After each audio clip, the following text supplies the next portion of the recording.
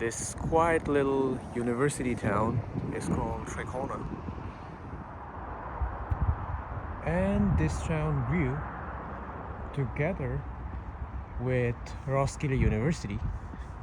So this town was established in the 50s and the university was established in the 70s. And the university, Roskilde University, was established by people who challenged the traditional learning method that was followed in Copenhagen University, and they pioneered the group work thing that's so popular in universities of Scandinavia. And there is a running joke about this town that because the town is named Trekroner, so the Danish currency is called krone, and Trekroner basically means 3 crowns. And so since the town is very quiet and it has only 2 supermarkets and nothing much going on apart from the university activities, so the running joke is that it's a very cheap town, quiet town, so that's why it's called Trekroner. Only 3 currency, 3 kroners. But actually the history of this town, the name of this town, is a tribute to something very significant in the history of this region. So back in the 1700s, the Dano-Norwegian crown, the crowns of Norway and Denmark was one at that time. So Norway was under the Danish crown, and they were allied with France.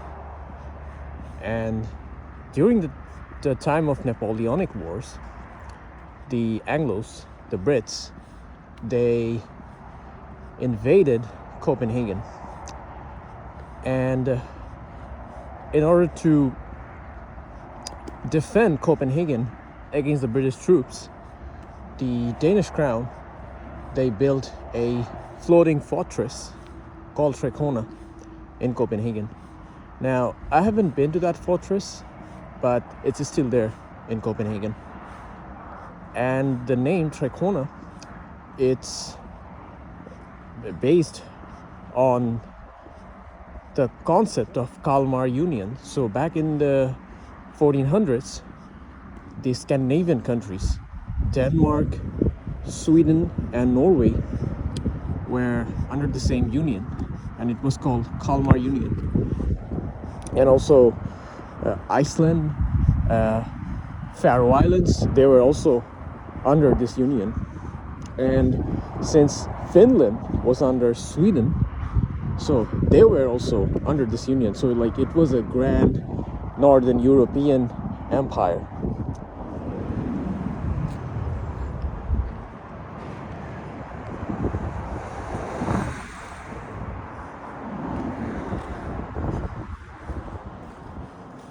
So there is a difference between Scandinavian countries and Nordic countries. So by Scandinavian countries, what's meant is Denmark, Sweden and Norway. Finland is not part of Scandinavia. Finland is a Nordic country, but it's not a Scandinavian country.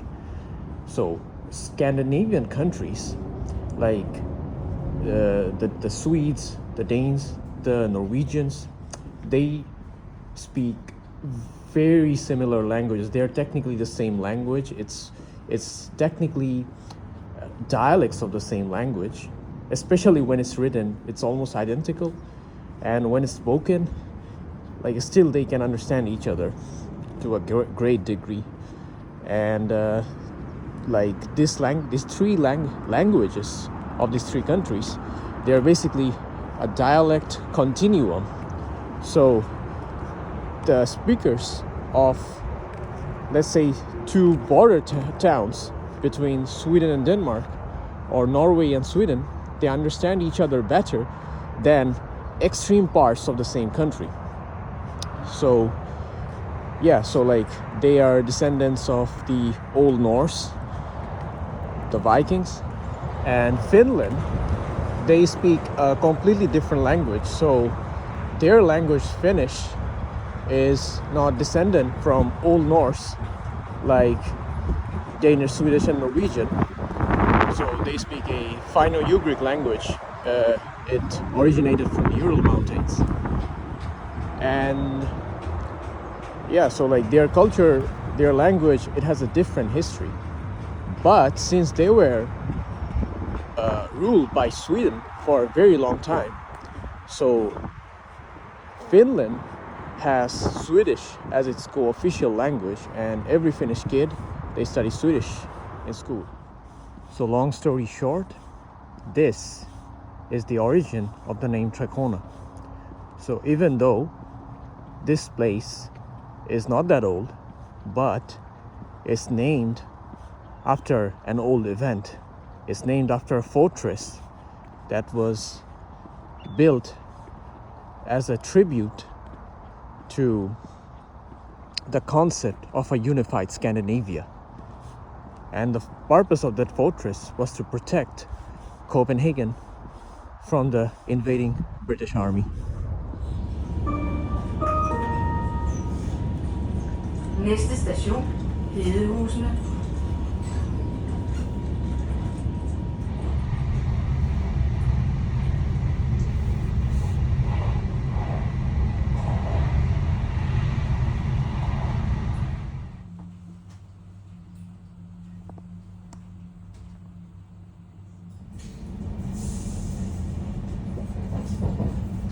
Bagage, så husk det, når du forlader toget.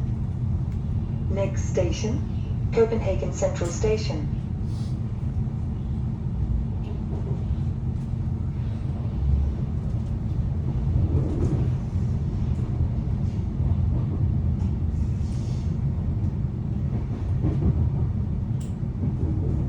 Alle stationer på Københavns Hovedbanegård, så kan man komme mod Ørestad, Tårnby, Københavns Lufthavn eller videre mod Malmø og Kalmar fra spor 7 kl. 13.14.